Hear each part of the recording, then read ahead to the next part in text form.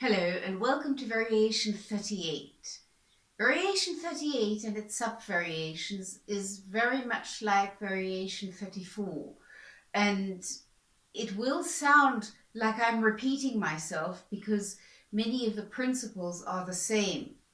But even if the content of this video sounds like I'm repeating myself, I can tell you, for your bow it will not feel the same, because everything from Variation 34 and its sub-variations has been turned upside down, and that does feel very different, and that's why actually those two variations belong together. Variation 34 and its sub-variations and Variation 38 and its sub-variations both together cover just about every aspect of spiccato, string crossings, slurs and sautille. Before you work at this variation, it's important to have mastered a couple of variations before. Variation 16, which is about sautille, Variation 22, which is about spiccato and triplets, Variation 27, which is spiccato and sautille with string crossings, and of course Variation 34 and all its sub-variations, because Variation 34 and its sub-variations, the string crossings are a little bit less problematical than they are here in Variation 38. So I would strongly advise to master Variation 34 and all the sub-variations before you work at Variation 38 and its sub-variations. I'll have the links in the description for you. Just like in Variation 34, in this variation, the real benefit comes from practicing all the sub-variations, because we have so many different combinations of string crossings, spiccato, slurs, sautille, and they are so different from each other that your bow technique will become very, very flexible if you work at all the sub-variations. And I even noticed that my sight reading improved after I became more flexible in my bow technique, because sight reading was always a problem for me. I'm really bad at sight reading, but it did actually improve when my bow technique got more flexible. So you need a flexible bow technique.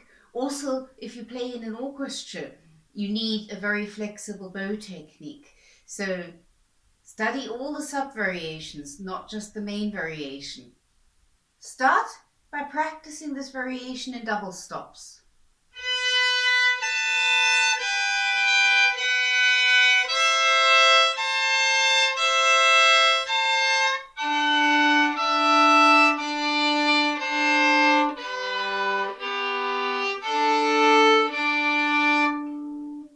This is very important. First of all, you will learn the notes quicker. We learn the notes of something quicker when our fingers are in double stops or in chords than when we learn single notes. Also, of course, that will improve your intonation, make your intonation a lot better. It will stabilize your hand position, and it will make the left hand a lot more automatic, because the left hand is moving in double stops. The bow is doing string crossings, but the left hand is moving in double stops the whole time. And if that is secure, then you can concentrate on all the different things you have to do with your bow. They require a lot of concentration. You won't have any concentration left for your left hand. The left hand has to do this automatically. And very often, bowings don't work out because the left hand is not secure enough. And that means that one needs too much concentration for the left hand, and there's not enough concentration left over for the bow.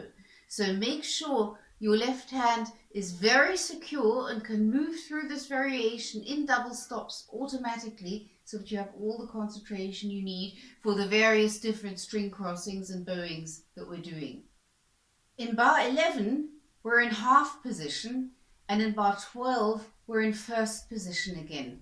Remember that moving from half position to first position is a shift. That's a shift which is actually a greater distance than going from first position to second position. And we often forget that moving from half position back into first position is a shift which is done with the whole hand.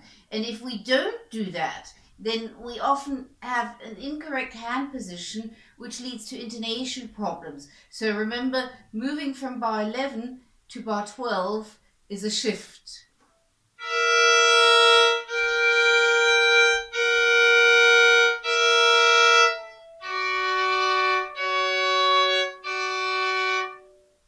Especially when you're practicing it in double stops, you can do that very consciously and also practice the shift if it's not quite secure. But even when you play it without double stops, the hand must still make a shift.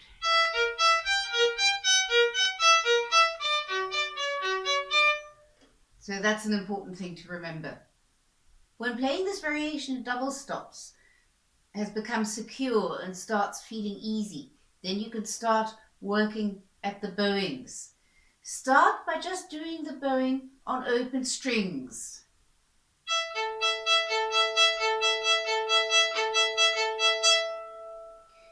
Your arm position should be in between A and E string position because you're moving between the two, and make sure your string crossings are as small as possible. The string crossings are done with wrist and fingers, not with the arm. That won't work. You're moving too much mass. If you do it with the arm, the bow will bounce too high, it won't sound good, and also you will tense up.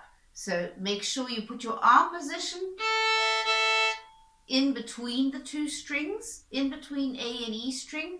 And of course the same when you have the string crossings between A and D string, then your arm position has to be between A and D string, and the same with G and D string. And practice this on open strings fairly slowly at first. Make sure your upper arm and shoulder are relaxed and the string crossings are done with wrist, hand and fingers.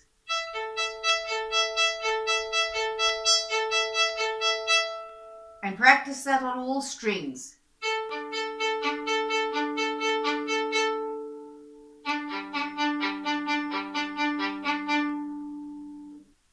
Then you can gradually speed that up a little bit.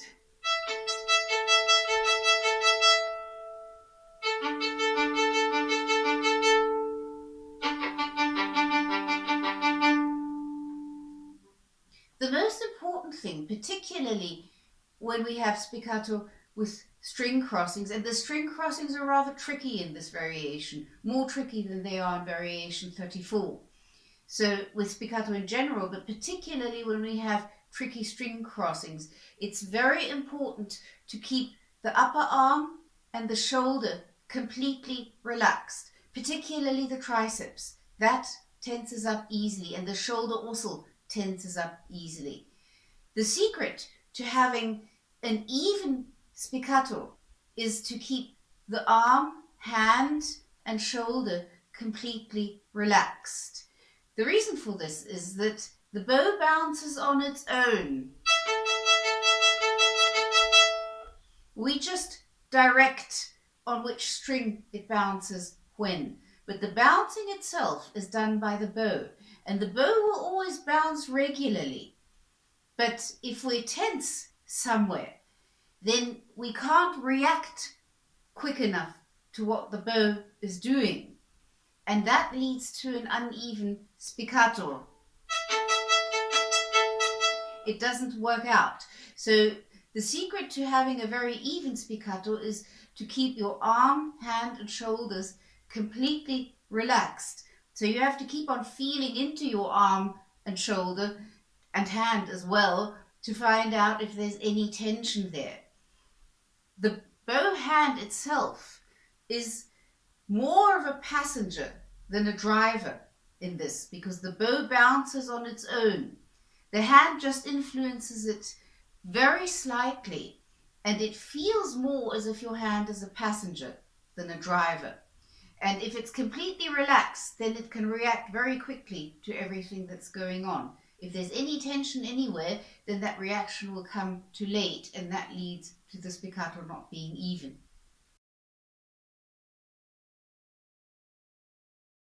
When you're ready to put right and left hand together, start by practicing this variation very slowly at the frog in collé.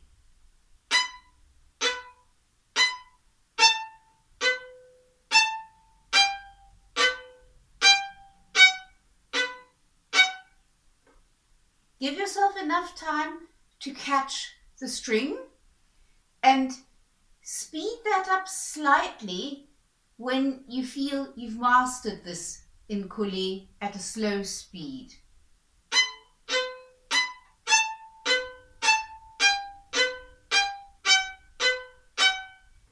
But still make sure you catch the string every time. If you're too fast, you won't be able to catch the string anymore. This is excellent training for your fourth finger, and it also gives you time to put right and left hand together, because this is a very slow speed, and because in collet you're practicing the vertical movements. When you then move on to spiccato, the spiccato always feels very light and free and easy, because right here down at the frog, your fourth finger is carrying almost all the weight of the bow. So as soon as it doesn't have to carry quite so much weight anymore, it feels a lot easier. After collet, move on to practicing this with a very heavy, exaggerated spiccato at the frog.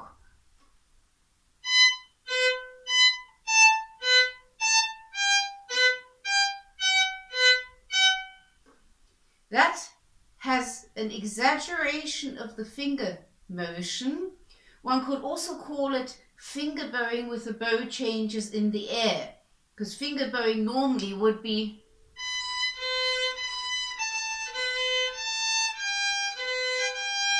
and if you do the bow changes in the air, then you get this enlarged spiccato.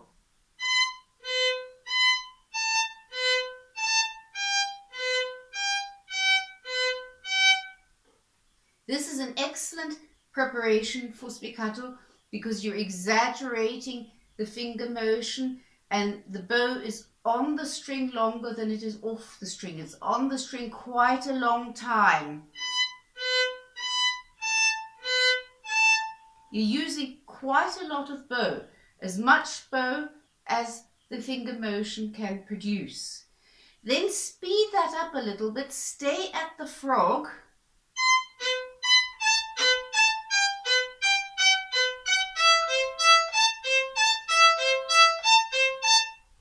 This bowing you have done already in variation 34, sub-variation 7, except here it's upside down, because this again is a very good preparation for the lighter spiccato, which you do further away from the frog. The next step is to speed it up a little more, moving away from the frog, and it can help to do that just on one figure at first.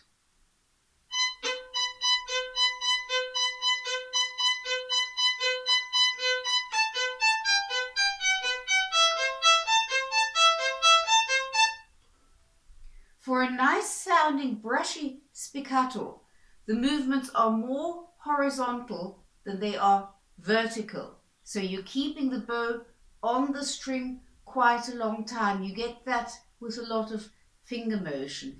And by practicing just one figure at first, you can find your spiccato and then just start playing it. Speed it up further, moving away from the frog again.